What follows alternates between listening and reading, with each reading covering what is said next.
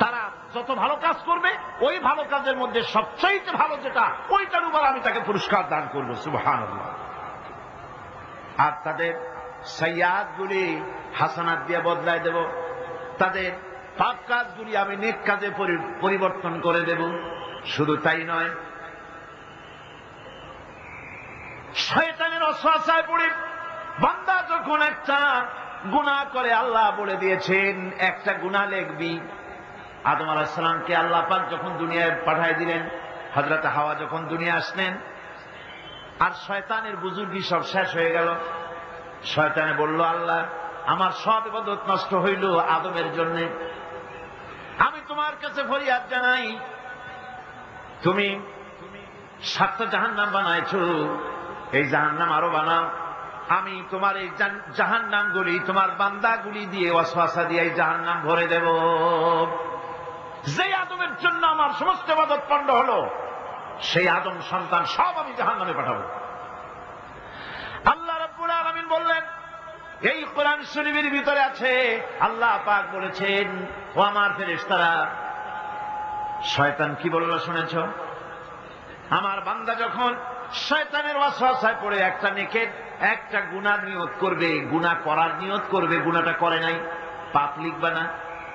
গুনাহ করা হয়ে যাওয়ার পর একটা গুনার জন্য একটা গুনাহই লিখবা।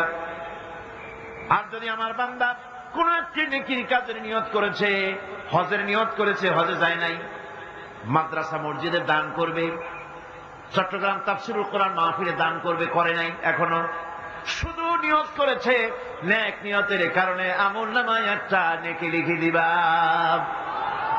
আর যখন নেকের কামটা করা হয়ে যাবে, আল্লাহ পাক বলেন, মান জাআ বিল হাসানাতি ফালাহু আশরু আমসালিহা। নেকের কাজটা যখন করা হয়ে যাবে, আমার বান্দার আমলনামায় একটা নেকের পরিবর্তে 10টা গ্রেস মার্ক লাগাইয়া 10 গুণ বাড়াইয়া দিবা। সুবহানাল্লাহ। আমি বান্দা, আল্লাহ পাক বলেন, বান্দার কোন আমলের উপরে আমি জুলুম করি না। বান্দা যদি যে সব কাজ করবে, সমস্ত নেক কাজের জন্য আমি তাকে সওয়াব দান করব। শুধু তাই না, সৎকর্মশীল ব্যক্তিদের রুজিতে আমি বরকত দিয়ে দিব। সুবহানাল্লাহ। কোন ভালো কাজ যারা করবে তাদের রুজিতে আল্লাহ পাক কি করবেন? فالذين آمنوا وعملوا الصالحات لهم مغفرة ورزق كريم। যারা ঈমান আনবে এবং ভালো কাজ করবে, আমি তাদেরকে উত্তম রিজক দান করব। শুধু তাই নয়, আমলে সালিহ যারা করবে, সৎকর্মশীল লোকদের, তাদের জন্য রয়েছে আমার কাছে ক্ষমা, মাগফিরাত। وَإِنِّي لَغَفَّارٌ لِمَنْ تَابَ وَآمَنَ وَعَمِلَ صَالِحًا ثُمَّ اهْتَدَى। নিঃসন্দেহে আমি ক্ষমাশীল ওই সব বান্দাদের জন্য যারা সৎ কাজ করে, আমলে সালেহ করে, নেক কাজ করে, আর গুনাহ থেকে তওবা করে, আর এই তওবার উপরে, হেদায়েতের উপরে টিকে থাকে। আমি তাদের গুনাহ খাসি আমি রব্বুল আলামিন মাফ করে দেই, গুনাহ খাতাকে ক্ষমা করে দেব। যারা ঈমান আনবে, আমলে সালেহ করবে, নেক কাজ করবে, তাদেরকে আল্লাহ পাক ক্ষমার ওয়াদা করেছেন। মানব গোষ্ঠীকে মহা ক্ষতি থেকে বাঁচাবার জন্য আল্লাহ পাক তৃতীয় যে পয়েন্টের কথা বলেছেন সেটা হচ্ছে হক। সেটা কুই? হক শব্দটি হচ্ছে বাতিলের বিপরীত, মিথ্যার বিপরীত, অসত্যের বিপরীত। শব্দটি কি? হক। এর অর্থ হচ্ছে সঠিক, নির্ভুল, সত্য, ন্যায়, ইনসাফ ইত্যাদি এই কথার মধ্যে এসে যায়। এর মধ্যে আল্লাহর হক এবং বান্দার হক এসে যায়।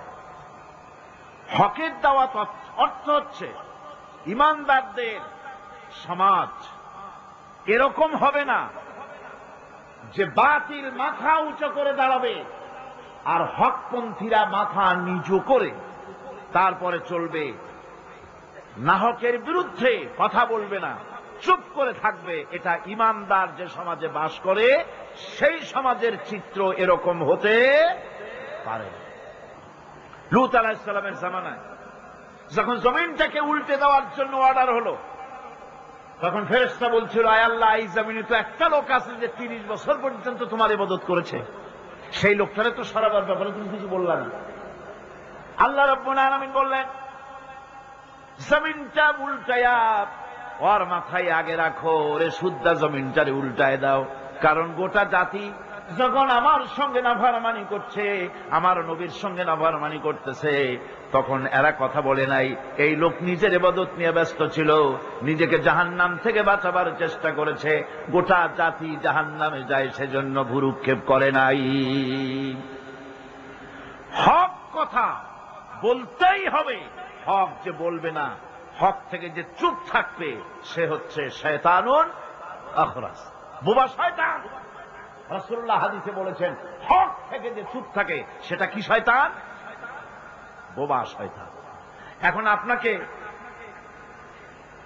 বিপদ মুসিবত থেকে বাঁচার জন্য হকের দাওয়াত দিতে হবে, তা না হলে আল্লাহ পাক ক্ষমা করবেন না। না হক যখন সমাজে চলতে থাকে, হকের আওয়াজকে, একজনকে হলেও হকের আওয়াজ বুলন্দ করতে হবে।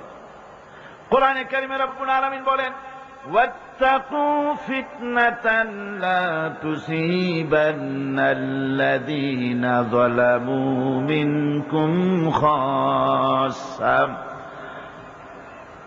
সতর্ক থাকো, বেঁচে থাকো ওই সব বিপদ থেকে, মুসিবত থেকে, যেই বিপদ শুধুমাত্র বিপদের কারণ যারা, ওদের জন্যই নাজিল হবে না, বরং যারা সহ্য করে তাদের উপরও বিপদ আসবে। যারা বিপদের কারণ, গুনাহের কারণ, শুধু ওরাই ধ্বংস হবে না, যারা সহ্য করবে তাদেরকেও আযাবের মধ্যে নিপতিত হতে হবে। একটা দৃষ্টান্ত দিলে বুঝবেন। আপনার বাড়ির সামনে ড্রেনের ভিতরে বিড়াল মরে পড়েছে, কুকুর মরে পড়েছে, আপনি নাকে রুমাল দিয়ে যান, বাড়িওয়ালা ভালাইতেছে না, আপনিও ভালাবার চেষ্টা করতেছেন না। এখন এইটা পচে গলে দুর্গন্ধ হয়ে পরিবেশ নষ্ট করে দেবে।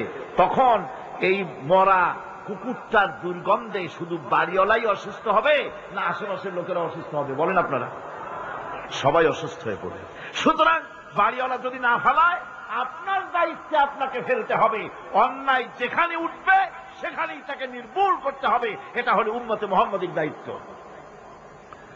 আল্লাহ পাক এর জন্য বলেছেন, ওয়ালতাকুম মিনকুম উম্মাতুন ইয়াদউনা ইলাল খায়র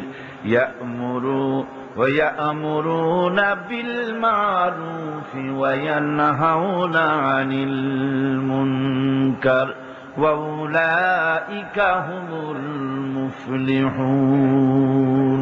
তোমাদের মধ্যে এমন কিছু লোক থাকা দরকার যারা মানুষকে কল্যাণের দিকে ডাকবে এবং অকল্যাণ থেকে মানুষকে ফিরাবে, কল্যাণের দিকে ডাকবে, হকের দিকে ডাকবে, নেক কাজের দিকে ডাকবে, মানুষকে ভালো কাজের দিকে ডাকবে। এরকম কিছু লোক তোমাদের মধ্যে হয়ে যাওয়া উচিত, তৈরি হওয়া উচিত, যারা হকের দাওয়াত নিয়ে তারা সমাজে বেরোবে।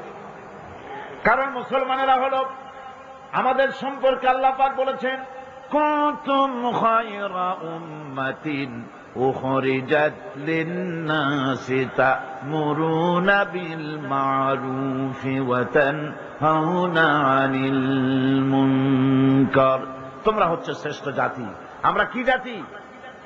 আমরা যে শ্রেষ্ঠ জাতি সে কথা বলার মতো হিম্মত এখন আমাদের আর নাই, যার জন্য আপনারা আওয়াজ দিলেন তো শোনাই গেল। মুসলমানেরা কি জাতি? খায়রে উমাম, ইমামে আকওয়াম। পৃথিবীর ভিতরে সমস্ত জাতি সমূহের ভেতরে শ্রেষ্ঠ জাতি কারা? আরো জোরে বলুন। একথা কে বলেছেন? আল্লাহ পাক বলেছেন, তোমরা শ্রেষ্ঠ জাতি। তোমাদের দায়িত্ব হচ্ছে তা'মুরুনা বিল মা'রুফ ওয়া তানহাউনা আনিল মুনকার। তোমাদের দায়িত্ব হচ্ছে ভালো কাজের আদেশ করবে, অন্যায় কাজ থেকে মানুষদেরকে ফিরাবে। এটা হচ্ছে তোমাদের দায়িত্ব। এই দায়িত্ব যদি আমরা পালন করতাম, তাহলে আমাদের সমাজের ভেতরে এই অন্যায় অসত্য টিকে থাকতে পারত না। আমরা মানুষকে ভালো কাজের আদেশ দেই না। ভালো কাজের আদেশ দিতে হলে ক্ষমতায় থাকতে হয়। আদেশ আর অনুরোধ, এ দুটো কি এক জিনিস? আদেশ আর অনুরোধ দুটো কি এক জিনিস? আদেশ দিতে গেলে আদেশের জায়গায় পৌঁছতে হয়। আদেশের জায়গায় না গিয়ে কাউকে হুকুম দেওয়া যায় না, অনুরোধ জানাতে হয়। গভর্নমেন্টের কাছে বিনীতভাবে অনুরোধ জানাই, সিনেমার অশ্লীলতার জ্বালায় টিকতে পারি না, রমজান মুবারক এসেছে, এই অশ্লীল সিনেমার ছবি নামায় ফেলা হোক, বিনীতভাবে অনুরোধ জানাই। এটা হলো অনুরোধ। আর আল্লাহ বলছেন ইসলামের ব্যাপারটা অনুরোধের ব্যাপার নয়, এটা হচ্ছে আদেশের ব্যাপার।